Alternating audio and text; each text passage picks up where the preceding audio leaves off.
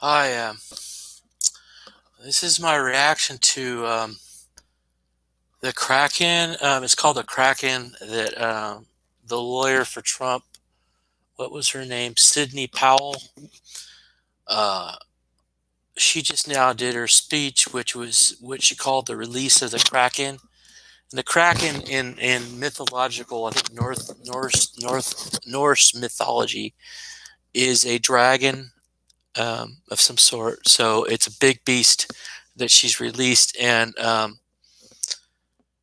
so I'm reacting to this really because it's like I just wanted to take a snapshot of what I was feeling today because I feel like this is like 9/11, or this is like before I was born, like when Kennedy got shot or something. This was as touching as, I mean, this is really a big deal. And so she really got me emotionally, and I wanted to explain what's going on. I could give a little timeline, I guess, of kind of the background behind this. This is 2020, November 19th, Thursday. And so what happened was we were having an election between Biden and Trump. And they predicted Biden was going to win. All the polls predicted Biden was going to win. But everybody was like, no, I don't believe that, because Trump was all the demographics that the Democrats thought that they had are all going away, because their Democrat policy, a lot of it's based on identity politics. So a lot of the Hispanic and Black and minority votes are going away. And Trump won Michigan in 2016, which has been a Democrat state forever. So um, So Trump did that, and then they basically attempted a coup on the Trump via way of investigations and impeachment. They actually literally impeached Trump, which means they just basically proceeded to go and try to prove that he was a criminal in the Congress. They voted on that. I guess that's how it goes. But they voted to send the articles of impeachment to the Senate. That's what impeachment is. So so then they just been attacking Trump's administration as much as they can. And then now I'm hearing from Trump's lawyer that they've got these vote rigging systems that are electronic voting. And so this lady, Sidney Powell, is clearly upset at what she's about to say, at the point of just crying, um, and it's clear that she's not lying. This is real, and I guess that's the takeaway from this, is that there's a lot of talk out there, but that lady is amazing. She was very convincing. Um, and I had Mayor Giuliani, and what's the other guy's? The other guy was there in the video. Anyway, another lawyer, and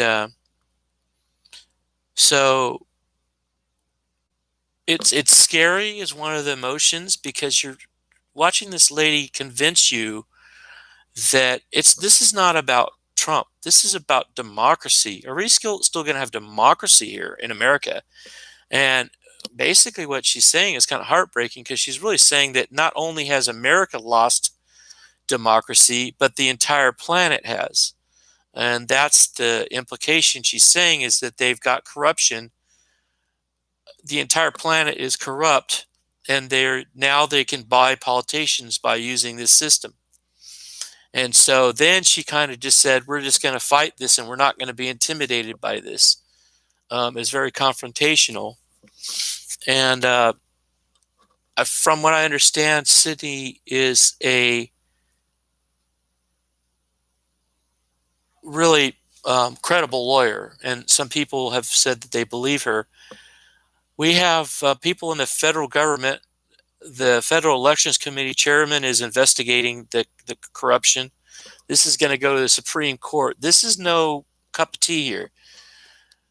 We're talking about not only a major coup that's happening, but it's more than a coup because we're talking about a revolution that's going on right now where we're going to be shifting from democracy to a banana republic form of government really quick here if we don't do something by about December 15th. Probably around December 15th, we'll know. And that's the deadline, I think, for all the electoral college votes to come in, and the Congress should certify the results and all that. I think that's how the timeline works. So that gives some time for the transition from December 15th to January 20th. So it gives the new incoming president, if there is one, a new one. Um, so that's the background story of it. It's just this is a disgrace. And I've known this is going on all along, but this is where I guess what it is normally when you see people that are really dignified like this, they kind of don't sell it how important it is as well. And she really sold that. So I mean, her performance was one of the best performances I've ever seen of any lawyer. I mean, I just you know just killed it. And so she was talking about these voting machines in Venezuela that are impacting our elections. She's basically saying that foreign countries have just bought out our elections and that they're selling it. These voting companies are selling out the elections. They come up with some software to sell it out. And the part that really got me was she just can't believe how unpatriotic people are from lower levels of government all the way up to the top levels. That there's corruption all the way up, and I think that's why she's so upset because she's experiencing firsthand how bad it really is, the intimidation that she is facing, and she's basically defiant. And she says, "I'd rather die than live in a country where, um, we just they can just whoever pays the most money can just decide who's going to win. They could pick the president. You know." So it's about voting. It's about corruption. It's not about Trump so much. Although uh, the significant thing here is that it was a landslide victory by Trump. That's what she said, and it was stolen away from us. And so that's the dramatic narrative that we've got um, in this day and age of everything being so blown out of proportion. It's hard for me to even express the gravity of the situation we're in. Uh, Let me see what the what's in the balance. What's really in the balance? If this election was stolen, it doesn't just mean that just one time thing somebody cheated. What this is saying, and she's there saying there's a system in place whereby all over the world, whereby in any given country, in any given election, in the future going forward, they can use these voting systems to change the election results. And all these politicians from the bottom up, if they have the money, they can pay to have the results. So what she's saying, she has no confidence in the result of the election, that the entire election process has been destroyed. And so the only solution is to fix it by a Trump getting his second term, and all the politics. The problem that she's saying is that there's all these Republicans that probably should have been elected, and they should have been a majority of Republicans in the House of Representatives, and they block that using this system. So that's what she's saying, is that it's not just the president, it's the entire political structure of the United States that has been destroyed. And so we lost something. We've lost our democracy. And that's a very big thing, because the result of losing our democracy is now the people no longer have a voice in our government. The government can do whatever it wants and becomes the subjects of the government, like slaves to the government, because they have the guns. They can do whatever they want. They can take away our guns. They can do whatever they want. And now it's just a fake elections and fake politics going on. And now you might say, well, that's kind of a far-fetched conspiracy theory. All I'm saying is this lawyer is convincing me. But I want to kind of to say a couple things to convince you of this.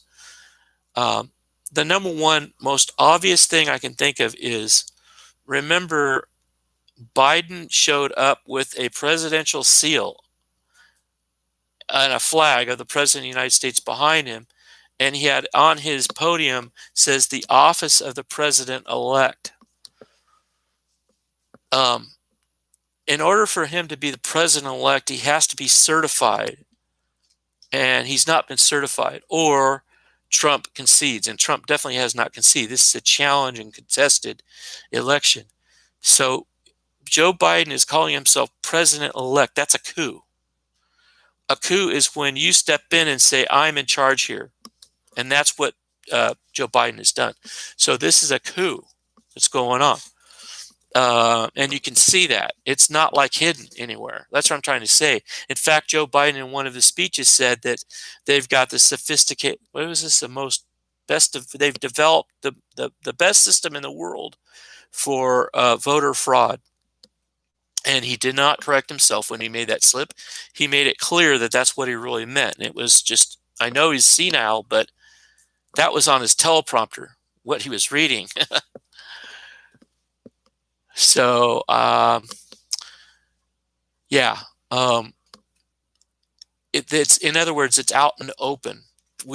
There's different, I've been theorizing about this. There's different layers of corruption.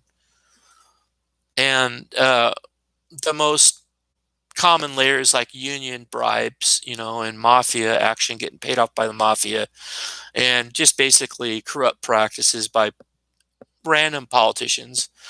And then incumbencies where they get elected over and over because they got money. They get money coming in because they're in that position. Then they can afford to use that influence, and they have name recognition. So people just keep electing the same politicians over and over. So places like Michigan have had Democrats forever and ever, 60 years or whatever. And so the incumbency makes it so they're not accountable. So that's another phase where you have politicians in this country that are not accountable. They're beyond the law. They're not accountable for anything. And that's what we have in some of the blue states, or all the blue states really is what's going on. And in some of the red states too. I mean, there's corruption everywhere. And then it gets to certain levels, and one of the levels is where it's blatant, which means that they start saying things like, we're in charge now, we're the president, we are this. They assume a position of power when they don't have it legitimately. In fact, I think that even says in the Bible. So that's what we're seeing right now. Is we're seeing the reason why I keep looking over here, I should probably fix this. I like to look at myself. Yeah, I just have 3 monitors here, and I keep looking over here. It looks stupid. This is just an impromptu video. It's not rehearsed. There's no script. I'm giving you a reaction to one of the most historic moments I've ever seen in my entire life. I mean, this is it. If what she says is true, America is over. And there's a hope that she could win this, but she's got to sell it. And there's so much against her right now. All this corruption is so much, all this money is coming in to just destroy Trump that it's just unstoppable. And it's gotten to the point where they've gotten so arrogant that's what I'm trying to tell you, is that there's a level of arrogance that gets reached when we get into the corruption, to the point where they're so arrogant that they will brag about, like, when you see Gavin Newsom, the governor of California, he he got caught red-handed at a banquet with a bunch of people, violating his own restrictions. And I think he's just doing it on purpose. It's like they're bragging. I can get away with this. There's a double standard in America. They have a double standard in America. They have 2-tier justice system, and now they're getting to the point where they're flaunting this. And there's a reason why this is a psyops thing. The CIA is probably the brainchild behind this whole thing. They have different things. It's like you speak with a forked tongue, and one of them does this, one side of your mouth does that, one other side of your mouth did that. I kind of noticed that with Bill Clinton. Like it seemed like he was talking to conservatives and liberals and saying one thing to the liberals and one thing conservatives at the same time. It was like he split his talk, and it was threatening on one end, and the other end it was reassuring. It's hard for me to explain. But anyway, what I'm saying is they are arrogant as can be. Um, they show their hatred. They don't have any rules anymore for what they can accuse people of anymore. They rail accusations against dignitaries, and they don't even know what they're talking about. They just do it anyway. And so it's one of two outcomes can only happen. I can see is one or maybe three. One is we'll have a civil war of some kind, and we're already kind of into it. I think it's called the Cold Civil War is what we should really call it. And then the next, but this is actually a coup, though. A coup is different than a civil war because we don't have, like, no one stepped in and said, "I'm the president," while Lincoln was president. You know, no one stepped in there and says, "Hey, I'm the man in charge now." So that's a coup. So that's what's going on. So there's a coup going on, and so that means there might be a fight of some kind. Now, some kind of conflict that's going on. Right now, it's just a legal battle that's going on. But there's in the background, there's intimidation, bribes, intimidation, coercion, blackmail. What do you call that? Extortion. Any kind of illegal activity right now is going on in order to prevent Donald Trump from getting elected. And you might wonder why. Because Donald Trump knows what they're about and is against him. He wants to drain the swamp. That's what he said. I'm going to drain the swamp. So we need to do this. We need to drain the swamp, and that's a big deal. And I really should say this because this is kind of where I'm at right now, and it's kind of reveals what my thoughts are. I've been thinking about like monarchy, which seems really strange, but it's actually very valid.